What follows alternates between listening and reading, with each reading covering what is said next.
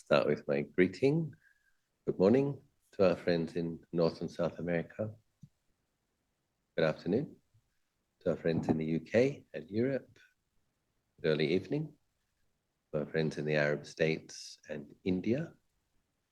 Good evening to our friends in Singapore, Malaysia, Indonesia, Thailand, and Australia. Hope you're all well. Nice to see you. We have a good number of questions, JC. Yes, Ajahn, we do have. Question 1, dear Ajahn, as I develop anatta-sañña, contemplating non-self, I have this strong sense that which is observing phenomena as not self is me. Like there is this subject-object distinction there. Do you have any advice for overcoming this sense that the one who knows is a self? Thank you. We get many types of questions, and this is, in my opinion, a good question and an interesting question for somebody who has practiced, 35,000 hours of meditation. This is an interesting question. So the way the self-view functions in the mind is very pervasive. It's like a stain, and it's a very, very deep habit that beings have of perceiving sensory contact. That's sight, sounds, taste, smell, body contact, the body itself, all of our feelings and all of our emotions. We interpret it as a self. That's the habit. I feel tired. I feel hungry. My backache. All of that. It's we just do this constantly, and it's conventional speech. And it's okay. It's actually okay to understand it as a conventional speech, and it's okay to use those conventions. The problem is when there is a self, there's liking and not liking, and there's suffering. So, and then when people begin to have insights and the feeling of being a self goes away for periods of time, there is no suffering at all when the feeling of self goes away for a period of time, because there might be unpleasant feelings, but there's no one there suffering. And because it is such a deep habit, it's not something that we can undo and stop doing just because we want to. And I actually think it's a good sign that this practitioner is noticing the way self-view affects practice still, even having done practice for some time. And so there's good news, there's kind of encouraging news and slightly, possibly wearying news. The good news is having developed a sense for a consistent awareness that's able to observe the body, the thoughts, the feelings, that's a really good thing. And noticing the way the self-view affects that is a good thing. So this person has spiritual faculties working in their mind, being able to observe these things. And it's normal. And in terms of a word of encouragement, Ajahn Sumedho, I've heard Ajahn Sumedho say several times that identifying with clarity, identifying with peacefulness, identifying with your potential, the mind's potential to be peaceful, radiant, clear, is much better than identifying with the mind states. And so identifying with awareness is progress. In the part which might be somewhat wearying is going beyond this is not easy.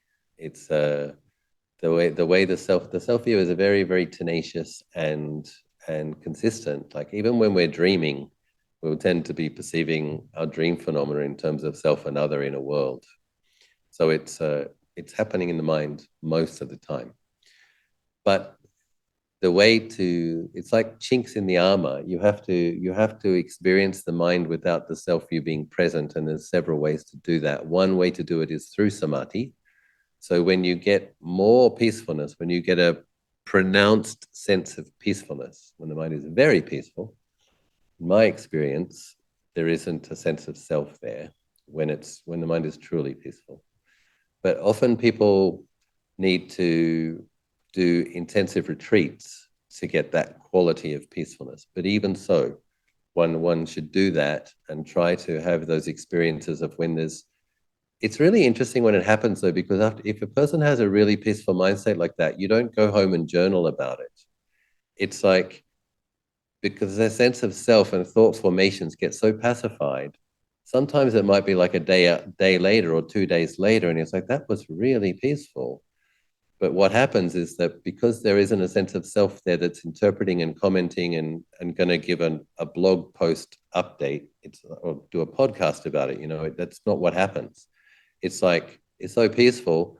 And there's something in the mind that recognizes how ordinary, it's wonderful and it's ordinary. There's this wonderful ordinariness to it. What you notice though is the absence of suffering. It's like it's an absence of suffering, coolness, clarity, fullness, and no feeling of being a self. And then it comes back, and then there'll be stories. The feeling of self comes back, and that's something to notice. We don't have to get contentious with it. We don't have to kill it. The way we go beyond self-view is noticing the way it works, because the antidote to perceiving things in terms of a self constantly is seeing that it can't possibly be a self, actually. A body is a body. How much control do you really have over it? And sense contact is sense contact. How much control do you have over what it comes to your sense bases? Some of it we have some choice, a lot of it we don't. The other way to have the insights into not self, or to kind of get periods when the mind isn't experiencing a sense of self, is through the investigation. And oftentimes, again, it's oftentimes it's retreat-like situations where, with an increase in clarity and an increase in presence of mind and more consistent reflection, for example, if one is contemplating body parts, if you're thinking about the hair on the head, the skin, the teeth, the nails, the earth element parts, and the feeling of self can just go away when you just do this sincerely. You're just kind of aware of one in-breath hair, aware of one out-breath hair, aware of one in-breath nails, aware of one out-breath nails. It really is the case that the self-view will be pacified and disappear for a period of time if we are diligent in doing that. Because what happens is the self-view is fed by the constantly perceiving things as a self. And when we start to look at the body as made up of parts, separate parts, made up of elements, we're not feeding that projection that it is a self. We're looking at the components. And it simply is the case that one is sincere in doing that, the feeling of self will go away for a period of time. And this is very interesting because mental clarity will be there, presence of mind will be there, awareness of sights, awareness of sounds can be there, but no feeling of a self hearing, no feeling of a self looking. This is very interesting territory for the cultivation. It's like it's the same body and mind, and the feeling of self goes away, the universe doesn't explode, the body doesn't die. It's just a really interesting thing to notice. And then the feeling of self comes back again. And it's really important to have these glimpses of the awareness that can be aware of a body as a body, thoughts as thoughts, feelings as feelings, without a sense of self there. Because then when it comes back, the feeling of self comes back and it becomes a story. I just had this interesting insight. Let me tell my friends about it. When it's like, when it becomes the story, we are able to recognize that this is a habitual way of seeing things that isn't the ultimate truth. One can experience the body, one can experience sense contact, one can experience the world without interpreting it as a self and others. And when we do that, when there is simply presence of mind, which aware of a body as a body and sense contact as sense contact, there isn't suffering. And this is a really important thing to notice. Okay, so the self-view is a habitual way of seeing things, and it brings suffering. Seeing the body as either the four foundations of mindfulness or the five khandhas, four elements with mind, when we're able to see it according to its deeper nature, deeper truth, then we get breaks from the self-view. Then as practice progresses, the level of insight that people will be working, is referred to as vipassana jnana, insights, direct insights into deeper truth. That at one point will become the experience of stream enterer, when the spiritual powers get more powerful enough to do that. Then a person will actually experience nibbana, which is getting glimpses into not self is like getting close. But when the practitioner experiences the liberated state, then not only is there not a self-view, there's no world. It's like sometimes described as where the four elements find no footing: boundless, clear, luminous awareness, no self, no world, no self, no other, no past, no future, just that moment, an awareness that knows emptiness. And if a person can experience that, then they really have faith that the practice works, and they really have faith that nibbana is real, and it's tremendously nourishing to the practitioner. That at the very heart of conscious experience for human beings, if we practice correctly, there's incredible goodness, the ultimate nature of the mind, purity. These things that obstruct the mind, cloud the mind, can be removed from the mind, and the mind can be purified, and the mind can experience liberation. So, I guess it's slightly wearying in as much as it's a lot of hard work, is the answer to the question. How do we stop identifying with the awareness as being self? With a lot of hard work at developing samadhi and developing insight, sati, samadhi, and panya, the last three of those five spiritual powers. So, but obviously the encouraging thing is it's perfectly possible. Millions of beings have done it before us. The Eightfold Path, we were just chanting the Dhammacakka Sutta, the Four Noble Truths, the Eightfold Path, it doesn't work. We just have to do it consistently, and we should take great heart from the glimpses into not self and the feelings of being liberated from suffering for periods of time, because that is alluding to the deeper truth and your ultimate potential. And it's better to identify with that than with all these fleeting mind states and unskillful habits and painful sense impressions and painful karmas and all of that stuff. So I wish you success in your continued cultivation. I hope that everybody gets glimpses into not self and experiences liberated states, and may abide in the bliss of nibbana eventually. Keep practicing, that's where it goes. I'm not making any claims about myself. I'm making claims about Dhamma. Dhamma practice leads to nibbana.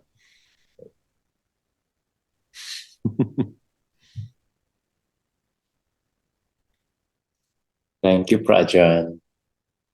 Prajan, question 2, dear Ajahn, what is the right way to prepare for and to practice asubha bhāvanā in our day-to-day life when there is constant struggle with uncertainty, unsatisfaction, and dukkha? Thank you. So I don't think I would recommend trying to have the asubha-sañña. So asubha-sañña means seeing the body as not beautiful. It's an interesting word. The tendency in the mind is to grasp at, an unpurified mind, is to grasp at forms as being beautiful, and we hanker over the ones that we find attractive. We try to make our own attractive, and then we're interested in the other ones that are attractive. And so the word asubha means not beautiful, and that's the antidote to seeing it as beautiful.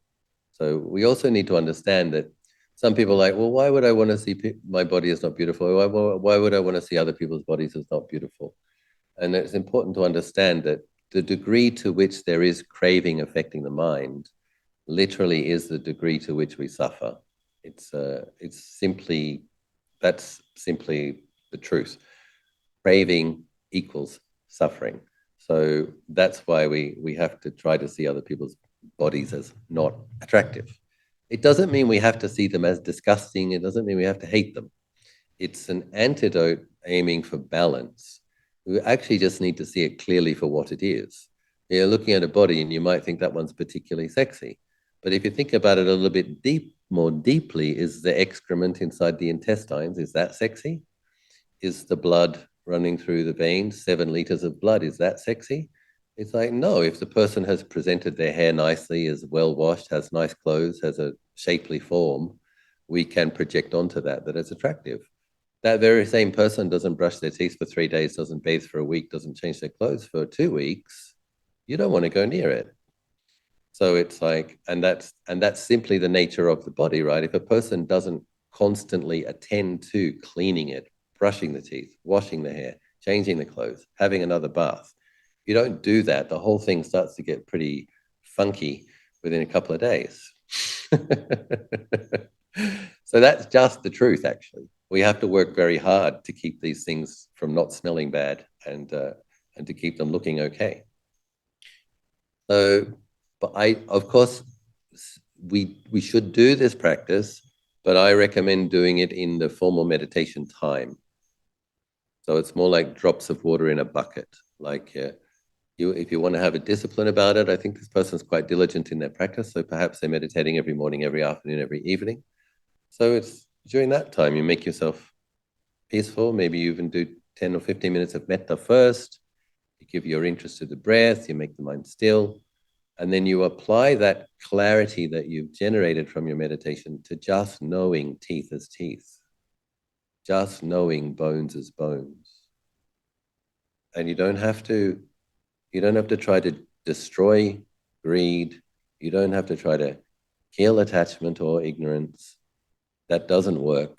It creates a lot of anxiety and is kind of traumatizing to the mind. What you have to do is just know it the way it is, which is not particularly beautiful.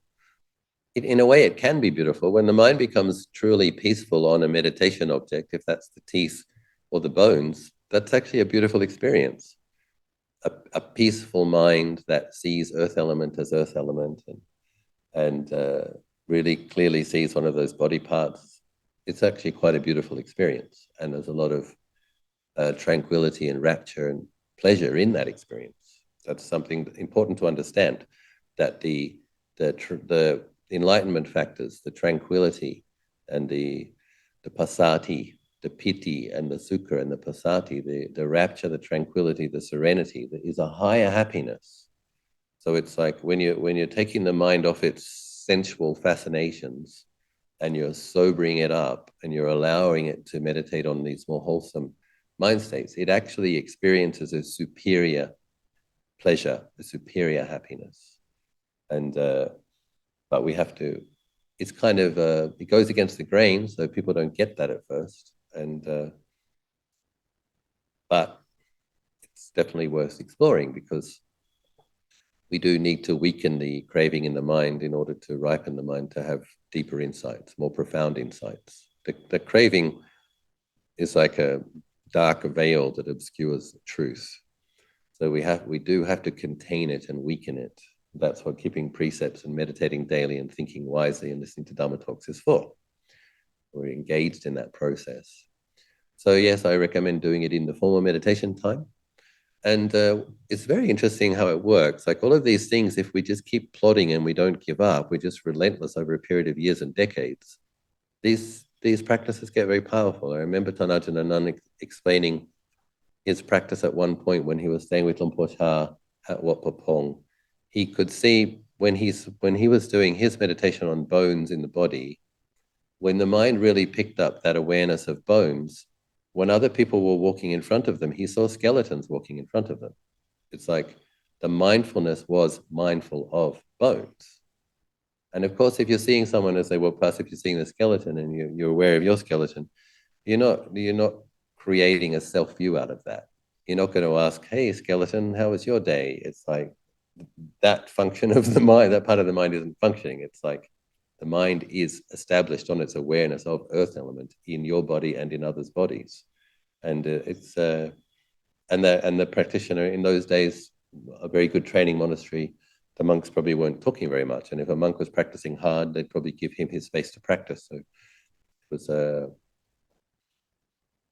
yes. So it will gain that momentum if we practice a lot, but I would recommend for in the initial stages to do it in a formal meditation time.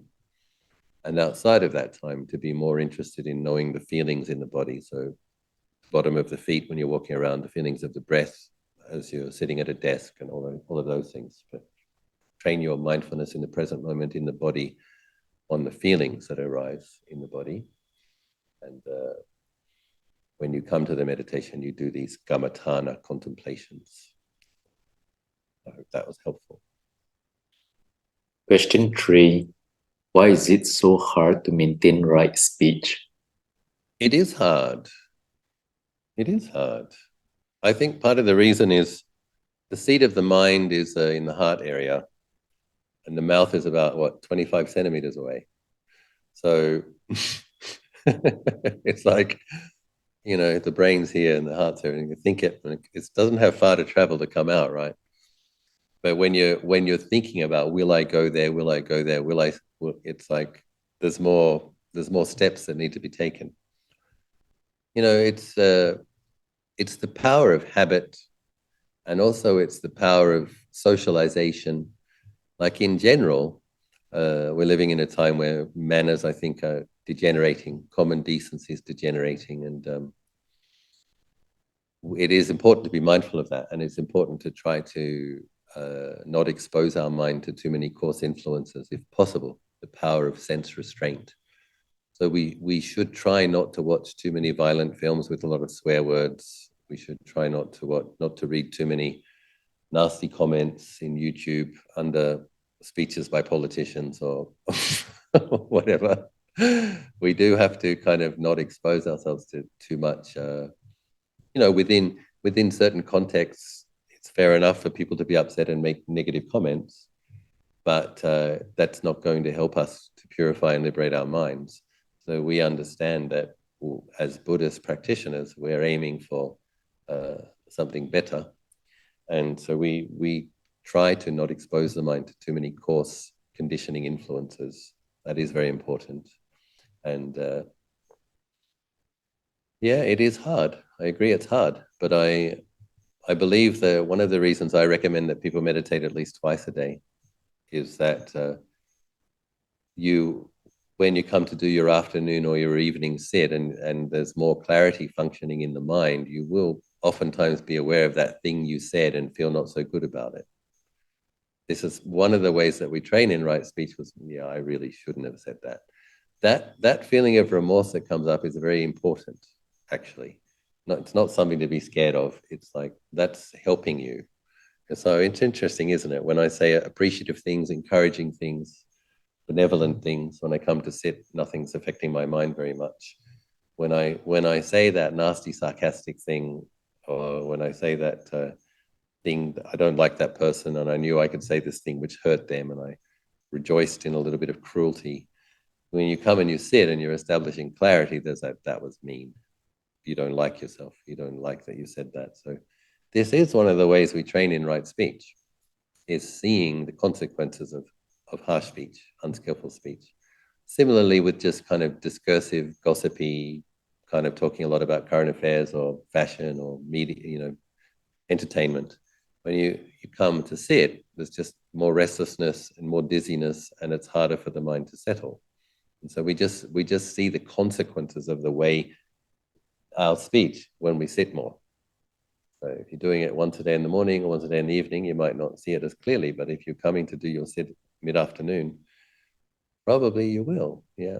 And it's like, and then it's very interesting the way mindfulness functions. With the awareness of that wasn't so nice, there's oftentimes the awareness of this would have been better. I could have said this instead, or I could have chose my timing better. I could have not been so harsh. And there's it's just that those moments of more clarity, reviewing, in the 4 bases of success. The last one is kind of reviewing how things are going. That kind of, how did that go? What was the consequence of that? So Coming to our cushion, sitting, having a look at our mind and having a look at the way our speech affected our own mind, as well as those around us, helps us to train in developing right speech, as well as I said, restrain yourself from too many coarse. I mean, sometimes we might have a friend who we really love, but they might have really harsh speech, and we might, when we get with them, get into a kind of a gossipy, uh, not very nice kind of bitchiness. And then sometimes we actually have to reduce the amount of time we spend with the people we really like if it affects our mind in not a good way, if it makes us practice too much harsh speech. So you can still see your good friends, but you also have to notice, how does it affect my mind? And maybe you need to call a conversation a little bit shorter rather than speaking for an hour on the phone. It's okay, half an hour. Great to catch up with you. I've got another appointment now. And that appointment might be your meditation cushion. You know, it's like you you could be, that's one of the things abbots learn to do. It's like talking with guests, and sometimes it's stretching on a bit and there are other things to do. And it's like, excuse me, I have another appointment. The appointment is with the walking meditation path or the sitting cushion. Well, sometimes it really is another appointment, but we can learn skillful ways to cut contact short. And it doesn't mean we don't still care for people who we care for, but we just take more care with how much we expose ourselves to things that affect the mind negatively. So I think after the sit in the morning, I mean, I do recommend that people sit in the morning. And after that sit in the morning, we set the intention. This is very important. I will aspire to practice skillful speech today. Just this, if you do it daily, you'll notice it's just setting the intention, setting the parameters. You'll be halfway through a paragraph and it's like, oh, so veering off here. And again, that's important. Like that awkward, uncomfortable feeling when you know you're not honoring a contract with yourself. These are important. This is how we train the mind. And that lovely feeling you get afterwards of, oh, that could have gone much worse. You dealt with that very well. That also trains us. It's like when you see the benefits of skillful speech, not increasing conflicts, not creating unnecessary conflicts, being able to hold your tongue, being able to choose the right time to speak and think about what you need to say before you say it. All of those things reduce our suffering quite a bit. So it's a very good field of cultivation. Thank you, Ajahn. Question for dear Ajahn. There are parents who are very harsh towards their child. Example, raping, torturing. In such cases, what is expected of the child with regards to filial piety? Do they still have to repay their parents? Thank you. Very interesting question. And, you know, I guess we do have free will. So there's no you have to, there's no you should. What I think is helpful is to contemplate the law of karma. So we oftentimes, I mean, it's a bitter pill to swallow, but if we really learn how to contemplate the law of karma compassionately, with the intention of sowing the best causes for our own future, then it's tremendously helpful. So I believe, as a Buddhist, and I don't say this without compassion. I have compassion for anybody who experienced abuse as a child. But if we are experiencing quite severe abuse as a child, then it is likely the case that we have been abusive to other beings in past lives. So what is ripening is a painful karmic vipaka from past unskillful deeds.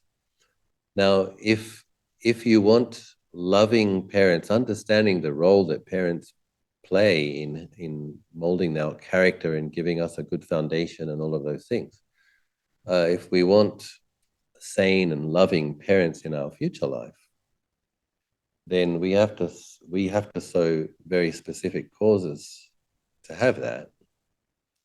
And so I think forgiving, like it is kind of unspeakable, and many people would say unforgivable. For a parent, for the person who is supposed to be the protector, to actually abuse the child selfishly, seeking some short-term sensual pleasure for their own means, or delighting in sadistic pleasure or power, the various ways a human mind can get into abusive behavior. A lot of people would say that's unforgivable, inexcusable. And oftentimes these people end up in jail for that reason. That's the social contract. Parents should not abuse their children. When you look at the statistics in the modern world, I think 1 in 4 women and 1 in 7 men have been sexually abused as children. Then we understand that it's unfortunately in this day and age very common for children to be abused. Again, I'm not saying it's okay. I'm just saying it's common. And as Buddhist practitioners, if we're sincere, we understand that actually everything is forgivable. So it's everything is forgivable, because when we understand that the person who is abusing is under the influence of oppressive emotions, and in that, the actual time where they are being abusive, they themselves are suffering, as well as the person being abused. And for myself now, if I see someone being abusive, I'm very, very quickly aware of the painful consequences that are coming for them in the future. It's like, I have zero doubts about the law of karma myself. So if somebody's abusing somebody, particularly if that person is vulnerable, and a person should actually be protecting something vulnerable, I'm very quickly aware that that's what will be ripening in their future. And so there can easily be compassion, even for mean people doing horrible things. There can be compassion for those beings in that moment. For myself, I can have that compassion. Doesn't mean there won't be some irritation or anger or whatever various other things arising, but there is the awareness that painful karmic consequences will be ripening. So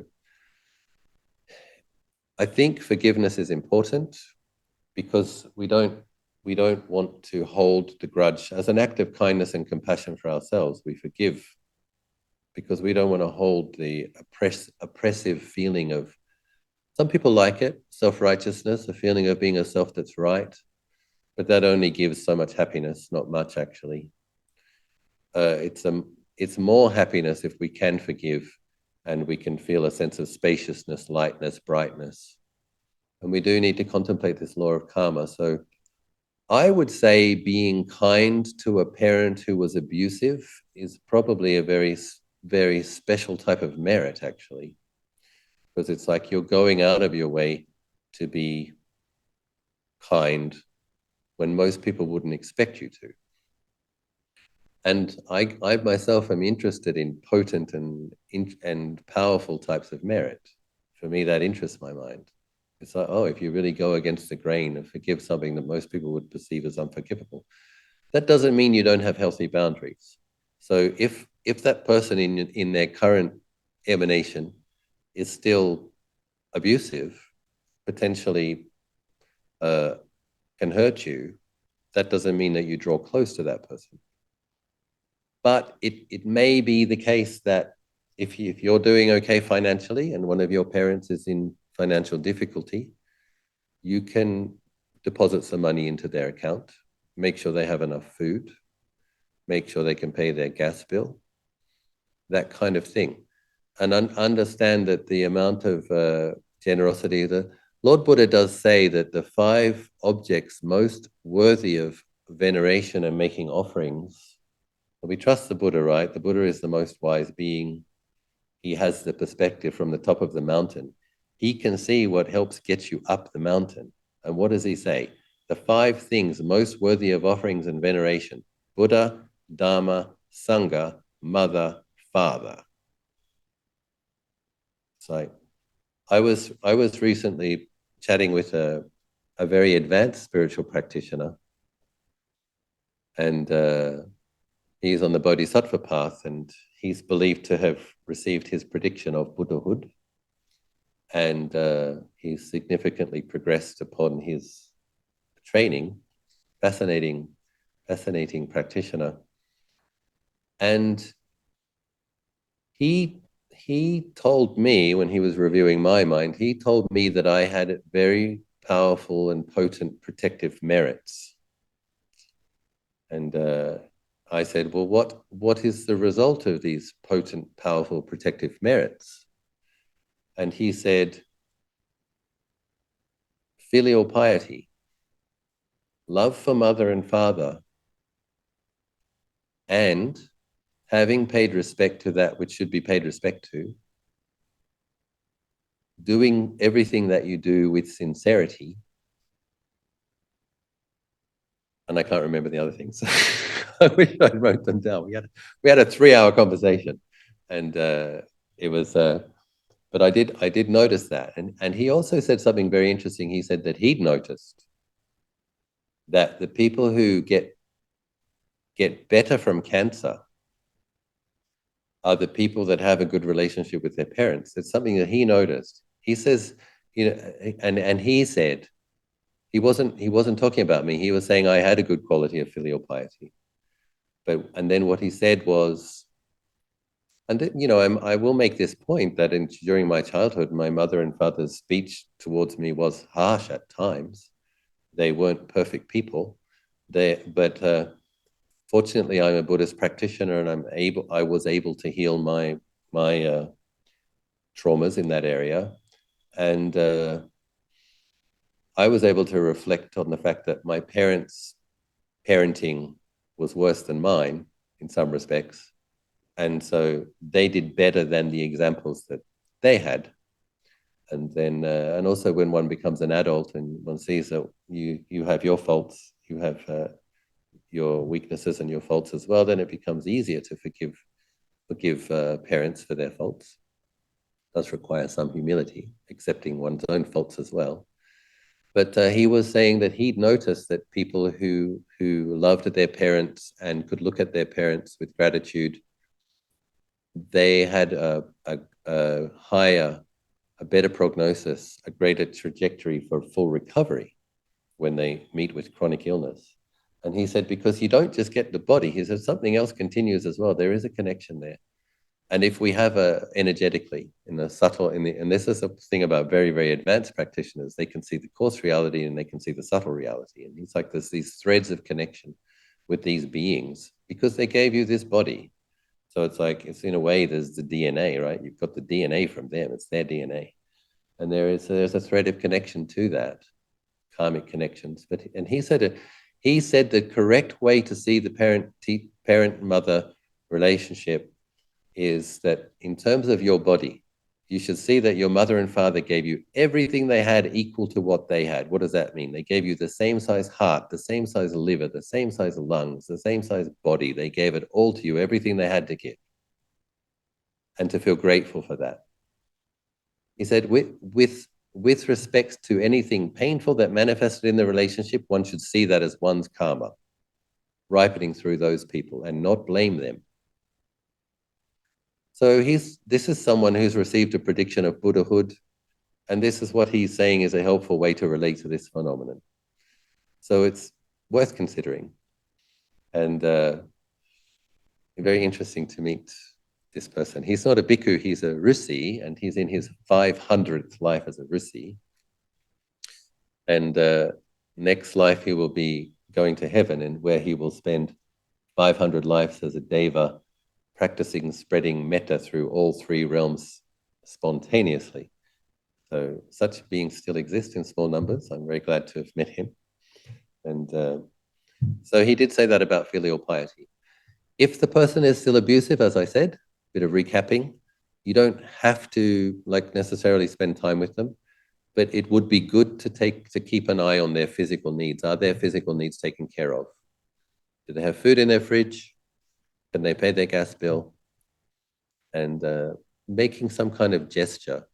And if you really don't like the person, you can't completely forgive them, then you understand that every generous gesture you make is your investment in your beautiful parents' next lifetime. It's like, I'm doing this because I want better parents than you next time. You don't have to say that out loud, but you can think it, you know. And yeah, so all the best in healing if anybody has had painful traumatic experience with their parents. And we continue to sow positive karmic forces, have more and more supportive influences in our coming lives. Forgiveness does create merit as well. Forgiveness creates merit, and as the Buddha said, Buddha, Dharma, Sangha, mother and father, whatever generous gestures you make to your parents will be of great benefit to yourself in the future. Question 5, dear Ajahn, how do we heal intergenerational trauma? Trauma that's been passed on from one generation to next one. Thank you. So I have great faith that mindfulness, well, all of it, dana, sila, so generosity, ethical standards, cultivating mindfulness, developing loving kindness, that much is profoundly healing. If we're really diligent in establishing clarity, truth discerning awareness, if we're really diligent in establishing loving kindness for oneself and for others, this can heal tremendous trauma. It's that's the thing about we're talking. It relates also to kind of unskillful parenting. It's not in the process of meditating a lot. It's almost like parenting oneself and reparenting oneself. Whatever love a person might feel they didn't receive, it's perfectly possible to give that to oneself as an adult. And that will have implications. That will have implications for healing whatever feelings there might be inside of not being worthy, not being loved enough.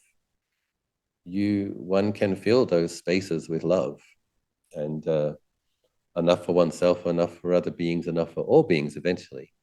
And a lot of human beings sadly don't recognize their potential in this area, that you really can fully love this conscious being, this sentient being, and love many other beings in a pure way, meaning wishing yourself well and wishing others well, having goodwill. And so with regards to intergenerational, this is where it gets tricky. If one is diligent in healing oneself to the best of one's ability, it doesn't necessarily mean that those around one will also get with the program. It can be the case that if you're in a situation where there's a lot of serious delusion around you, a lot of unskillful habits, bad, deep habits that have been going on for generations, sometimes people around meditators get reactive and defensive.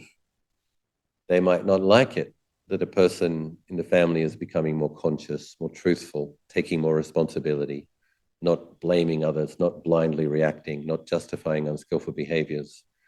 So oftentimes it's the case when a person gets sincere and serious about their own mental cultivation, it's often the case that the whole friendship circle changes. There might be members of the family that you don't get along with anymore, and other members of the family that appreciate you more than before. There might be old friends that fall away, and there might be new friends that come into your life. That's, I would say, normal. Unfortunately, it's not the case that when you develop more loving kindness and more mindfulness and more integrity, more virtue, that everyone around you rejoices and agrees to doing that as well. Some people find it threatening, some people find it irritating. And so how much we can heal those around us from our own practice is sometimes it's limited, unfortunately. But it is the case that when we practice sincerely, we normally end up with a few kalyana mittas. Like we do end up with new spiritual friends, other people who appreciate these same things. And it's almost like a different family. So I remember when I went forth as a bhikkhu at 4:30 a.m. at Wat Pah Pong in northeast Thailand, there was a moment of hurt, kind of feeling like, Not a single one of my old friends, none of my parents, none of my brothers and sisters are here on this very important day for me. And then there was a moment of recognition. You're in the middle of the forest, in the middle of nowhere at 4:30 in the morning. Like, why would you expect them to be here? You're the one doing this weird thing. So, and then I looked at the bhikkhus left and right of me, and it's like, okay, well, this is my new family. And Lumpur Liam is my preceptor. This is another father. And fortunately, the feelings of feeling sorry for myself only lasted a few seconds, and the feelings of being blessed and being grateful to be able to go forth with such a wonderful preceptor and to call these bhikkhus my brothers, then the feeling of being blessed took over that feeling. So yeah, what if unfortunately when people are traumatized in childhood, oftentimes they grow up and there's like a bit of autopilot. They will repeat, uh, not always, but oftentimes, people will repeat kind of patterns that were laid down, things that they learned behavior from their own parents. And then there's always these interesting anomalies of people that just won't do that. There's some kind of inner radar. It's like, no, that's wrong. No, I'm just not doing. I'm not continuing doing that. No, I'm not doing it. There are those people that have that kind of inner inner sense for what is right and what is wrong, what is skillful, what is unskillful, and commit to healing and behaving skillfully. So yeah, but I sincerely believe that one can heal one's own trauma from childhood, no matter how heavy it was. And I find this area interesting. I've listened to some interviews of people who experienced tremendous abuse as children, and to the point of having like multiple personalities. It's very interesting for people who contemplate self-view. Learning about people with a dissociative personality disorder is very interesting. That the mind splits off in a traumatic experience, and actually the mind creates another personality in order to be able to deal with the trauma, compartmentalizes it, different people in the same body and mind. And then people have healed themselves from this. What always seems to be present in such an occasion is some deep faith. So these people found Christianity, their ability to pray to a God, their ability to believe that there was something ultimately good and better and bigger, that capacity helped their mind to become less splintered, become more whole, and to forgive. And I find that fascinating that people who experience such incredible trauma, not only was there violent abuse, they were forced to be violently abusive themselves. And so they have to carry that guilt of what they did to others. And you can see that they really do become significantly healed. As Buddhists, we don't need to pray to Jesus or God. We have faith that at its root, consciousness is ultimately good. So all beings are ultimately have goodness, but kilesas, which affect the mind, temporarily obscure that goodness. So when you know, it's sometimes referred to as Buddha nature, Buddha potential in the Tibetan traditions. Every single conscious being can cultivate themselves to be a Tathagata, teaching Buddha, Sambuddha, if they really train themselves. So that's the potential inherent in all beings. So when we know that, it is possible to forgive people for their unskillfulness that was a result of their becoming deluded by these energies that cloud the mind. And also the awareness of karma. Like be very careful with the thought of their karma will get them, they'll get what they deserve. That's not an appropriate thought, actually. Retribution and taking revenge. I often refer to the 16 upakilesa, negative qualities that affect the mind that one needs to become mindful of, because just to know that they're not wholesome. So one of those is cruelty, another is grudge. So holding on to a grudge and having moments of cruelty, then hoping that someone treats them just like they treated you, isn't actually wholesome. It's understandable, but it's not wholesome. So we have to go beyond that. And then And in my own experience, contemplating for myself that whatever painful thing someone said or did to me was a result of my karma, things that I did in the past, that's really humbling. That really does stop me from being angry at that person. It's like, well, what's the point of adding more negativity to this situation and adding more contentiousness? What I need to do is have wholesome relationships, skillful relationships, relationships that build positive qualities and merits. And I don't need to be contentious, and I don't want to be making karma with grudge and ill will and revenge and those kind of mind states. So we have to heal ourselves from that. We have to become bigger than that, because we want a mind that we want to be able to see a negative quality as a negative quality and let it go. And then we want to pick up a wholesome quality and hold that in the mind. And the more we practice, the more we become capable of doing that. So, but yeah, it's basically the same practice for everybody, abused or not abused. Dana, sila, bhāvanā, generosity, ethics, mental cultivation. And I think every human being has some trauma from their childhood. We're born into a vulnerable situation and receive this body and mind as a self, and it's ripe for a lot of pain to ripen. And we all have some trauma. It's a matter of degrees. But Lord Buddha did say that merit is synonymous with happiness.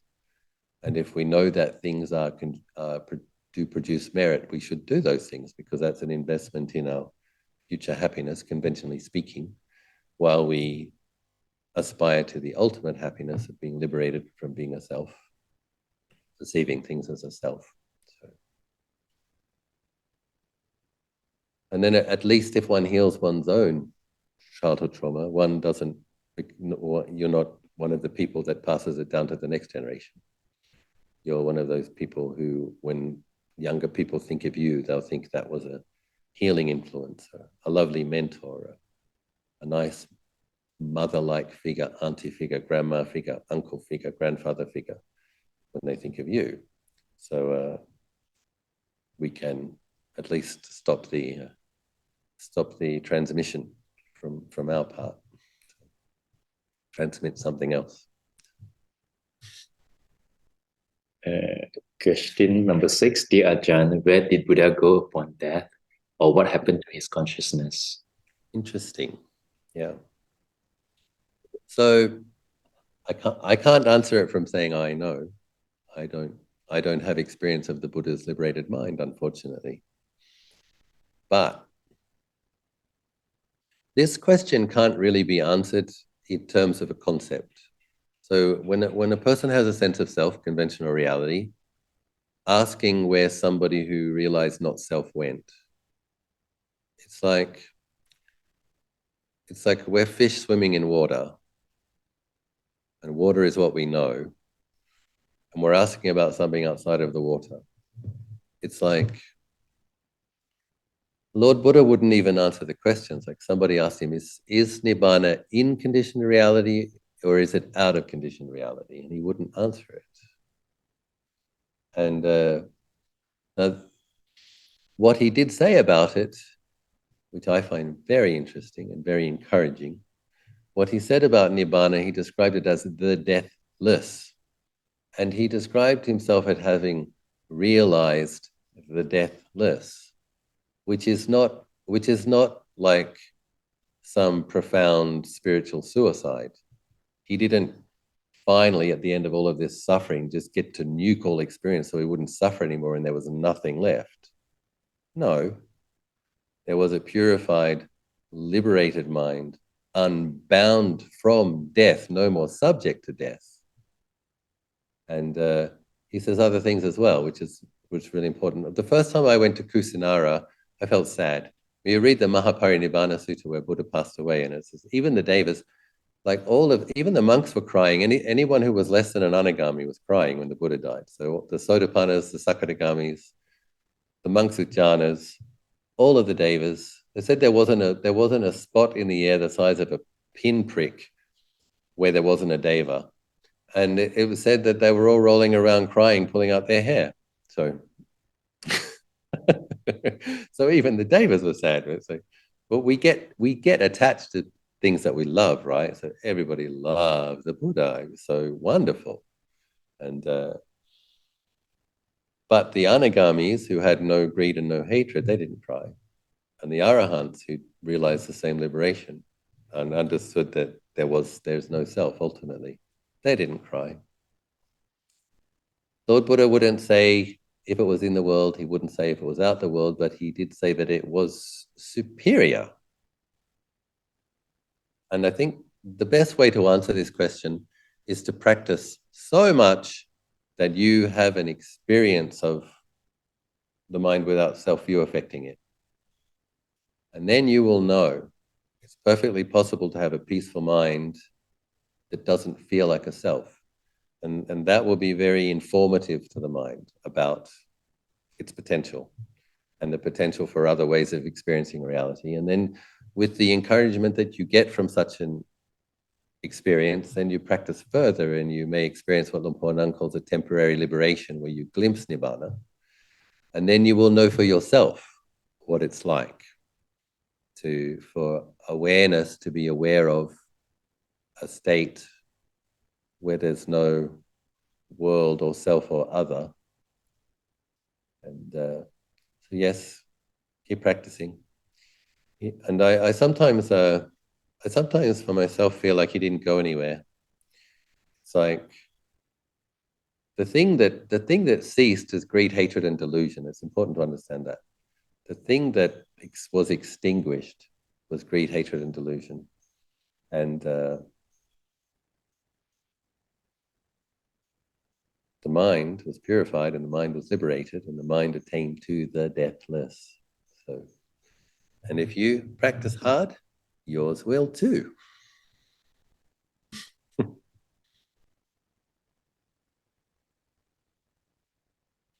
The second time I went to Kusinara, I was determined not to be sad because the Buddha said, he who sees Dharma sees the Buddha. So I'm like, I'm not going to be sad.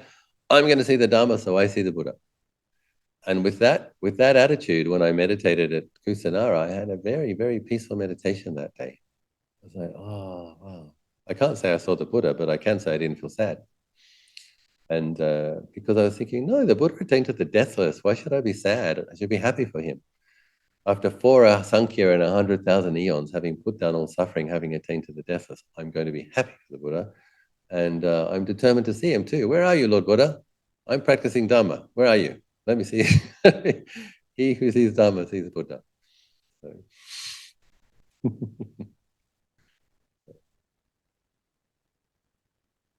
Thank you so much, Rajan. You will keep the other questions for next session. Okay. Do I chanting? Jai Ek, do you have the picture of the lotus paintings I sent you, the collection? I sent it on a line message, right? Yes, let me sign into mine.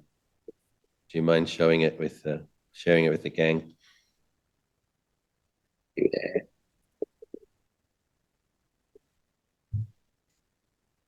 I've been painting lotuses for 10 months now.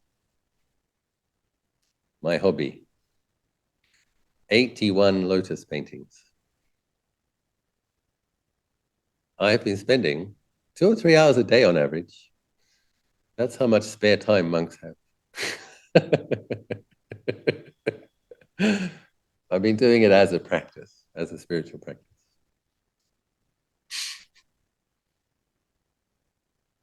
I try to be aware of my in-breath and out-breath while painting my lotuses.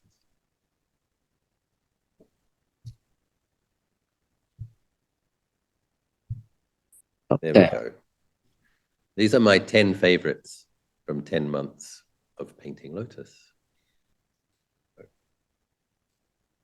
I'm actually making a set of prints on art grade thick paper, matte with a nice texture. They should look just like the paintings. And I will give them to people who want them. But you have to come to Anandagiri. I'm not sending them all around the world. So. Okay.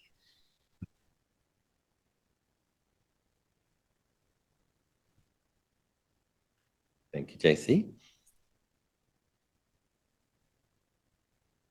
Where are you, JC? There you are. Yeah. So am I?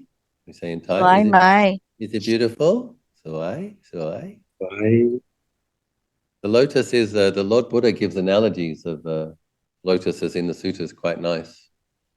There will be a calendar at Katina with some of these paintings and some of these quotes from Lord Buddha. He says, just like water does not stick to the white lotus, the Buddha does not grasp at any form in any realm. It's a beautiful kind of a symbol of transcendence, going beyond and above the mud. And there's other kind of nice ways to consider lotuses as well. It's like no mud, no lotus. Lumpur Cha, Lumpur Liam says, the place where the impurity is the place where purity arises. And Lumpur Cha says, the place where the suffering is the place where we practice. So no mud, no lotus. We do need to learn how to relate to the mud so that we can go beyond it and blossom. So I wish you success in your continuing blossoming. Nice to spend time with you.